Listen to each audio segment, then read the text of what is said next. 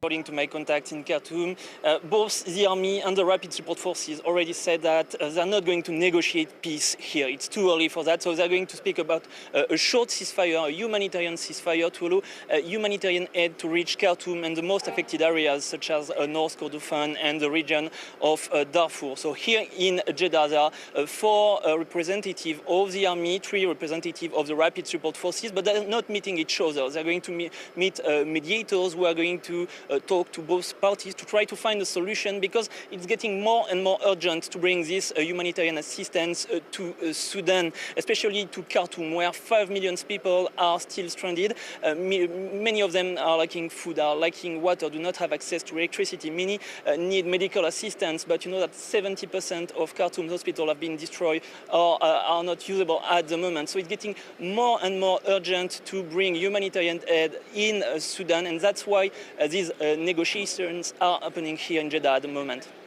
Well, Bastien, tens of thousands of Sudanese have fled the country in recent weeks, and you're at the port of Jeddah where refugees are arriving, we understand. What's the situation there?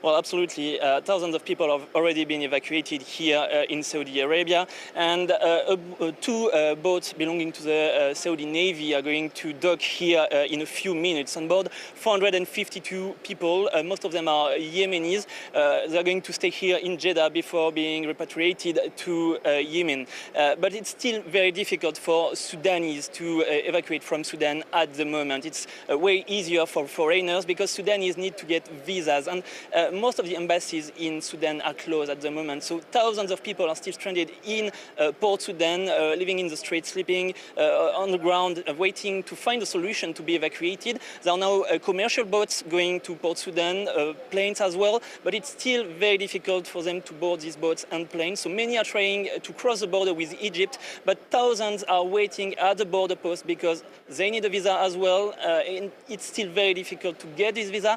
So they are in a dire humanitarian crisis at the moment because they don't have food, they don't have water, and that's why also it's very important to bring humanitarian assistance in Sudan at the moment.